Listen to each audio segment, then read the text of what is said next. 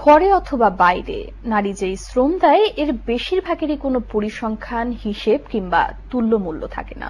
গবেষণা প্রতিষ্ঠান center for policy dialogue CPD বলছে, নারীর এমন কাজের পরিমাণ একজন পুরুষের তুলনায় প্রায় ৩ গুণ বেশি, আর আর্থিক মূল্যে সেটি গেল অর্থ বছরের জিডিপির ৭৬.৮% সমপরিমাণ।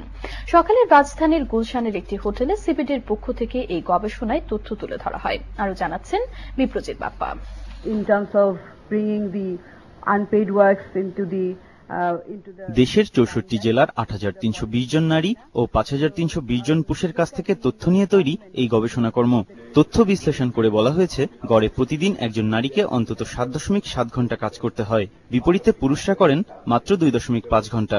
যে সমস্ত খাতগুলো প্রচলিত জাতীয় আয়ের ভিতরে পরিগণিত হচ্ছে না, তার বাইরের কাজটাই এখানে বড় হয়ে এসেছে, এবং সেই কাজের ভিতরে আমরা দেখছি যে নারীরা পুরুষদের চেয়ে ৩ গুণ বেশি সময় ব্যয় করে থাকে সেই কাজে। প্রায় ৭৬.৮, প্রায় ৭৭% আমাদের জাতীয় আয়ের সমপরিমাণ কাজ ওখানে হচ্ছে। মুক্ত আলোচনায় অংশ নেওয়া বিশিষ্টজনেরাও এই প্রতিবেদন নিয়ে তাদের মতামত তুলে ধরেন। এখানে 3টা যদি ক্যাটেগরি করা যায়, ফুল টাইম হাউস ওয়াইফস, তারপরে যারা ফর্মাল ওয়েজ এমপ্লয়মেন্ট আছে তাদের ক্ষেত্রে কতটা, আর other members female members in the household, এইভাবে করলে জিনিসটা হয়তো একটু অন্য ধরনের হতো। আমাদের এখানে 7 ঘন্টা এসেছে। এটা কারণটা হচ্ছে যে আমরা অন এ টিপিক্যাল ডে সে কোন কাজের জন্য কতটুকু সময় দিচ্ছে সবগুলো সময়কে যোগ করেছি।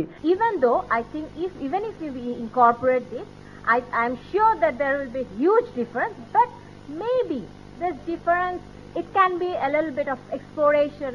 মজুরি ভিত্তিক শ্রমে নারীদের কর্মসংস্থানের সুযোগ বাড়াতে হবে, এবং সেইটা করতে গিয়ে যে ধরনের প্রতিবন্ধকতাগুলো সামাজিক, অর্থনৈতিক বা প্রাতিষ্ঠানিক রয়েছে সেগুলি সরকারি নীতির মাধ্যমে বদলাতে হবে। আলোচনায় অংশ নিয়ে পরিকল্পনা মন্ত্রী আহম মোস্তফা কামাল অর্থনৈতিক কর্মকাণ্ডে নারী ও পুরুষের সমান অংশগ্রহণ নিশ্চিত করতে সরকারের কর্মকাণ্ড তুলে ধরেন। আমাদের যে মিশনগুলো আছে, যে আমাদের যে মিড টার্ম এবং লং টার্ম অবজেক্টিভস গুলো আমাদের সামনে আছে, সেগুলো ফুলফিল করতে গেলে সবাইকে সমানভাবে নিয়ে যার যেটা আছে সেটাকে প্রপারলি এক্সপ্লয়েট করেই আমরা আমাদের অর্থনীতিকে এগিয়ে নিয়ে যাব। এটা হচ্ছে আমাদের পরিকল্পনা। অনুষ্ঠানে দেশের নারী শ্রমকে অর্থনৈতিক স্বীকৃতি দিয়ে একে জিডিপিতে অন্তর্ভুক্তির দাবি জানান বক্তারা। আমরা এখন যে বিপ্রজিৎ বাপ্পা, মোহনা সংবাদ, ঢাকা। এস আলম গ্রুপ, চট্টগ্রাম সংবাদ।